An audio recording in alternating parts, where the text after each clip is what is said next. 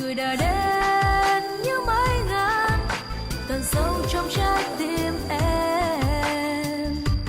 Và em ước mình chỉ là một áng mây để bay đến bên anh từng giờ. Và em ước dù chỉ là một phút giây được trông thấy anh cười, đôi mắt sáng long lanh.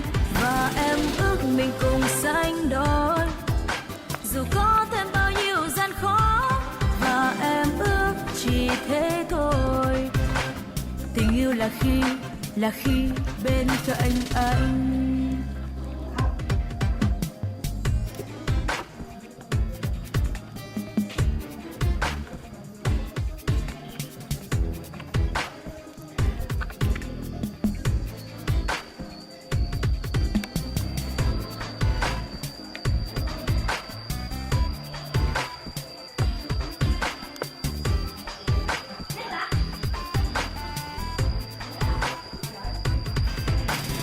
Về đâu đó chân kia đi, về đâu trong đêm khuya một mình trong đêm cô liêu. Rồi chợt thấy nhớ anh nhiều, đời mộng mơ quá yêu kiêu, làm trái tim em sao xuyên sao.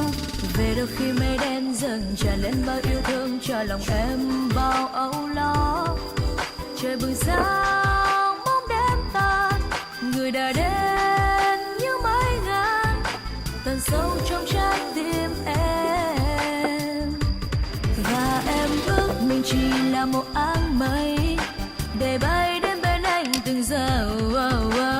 Và em ước dù chỉ là một phút giây được trông thấy anh cười, đôi mắt sáng long lanh.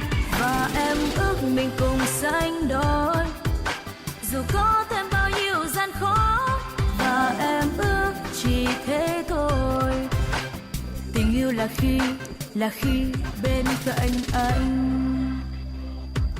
Và em ước mình chỉ là một áng mây để bay đến bên anh từng giờ. Và em ước dù chỉ là một phút giây được trông thấy anh cười, đôi mắt sáng long lanh.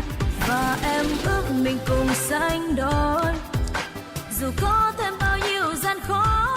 Và em ước chỉ thế thôi. Tình yêu là khi bên cạnh anh.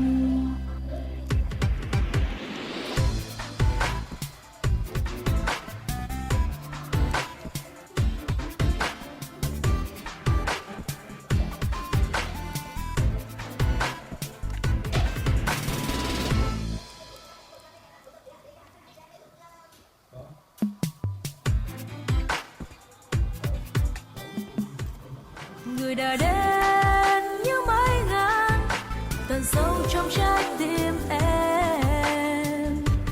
Và em ước mình chỉ là một áng mây để bay đến bên anh từng giờ.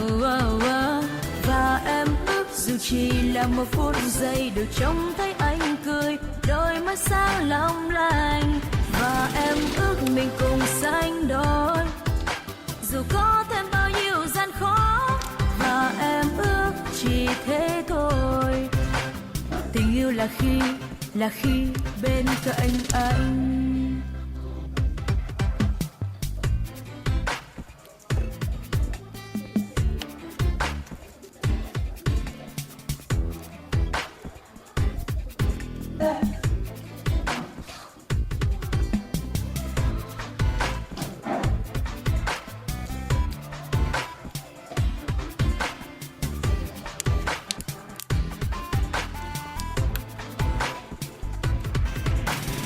Về đâu đó chân kia đi, về đâu trong đêm khuya một mình trong đêm cô liêu.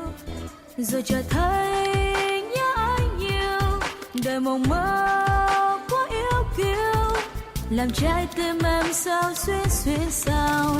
Về đâu khi mây đen dần tràn lên bao yêu thương cho lòng em bao âu lo. Trời bừng sáng bóng đêm tan, người đã đến như mái ngàn tận sâu trong trái tim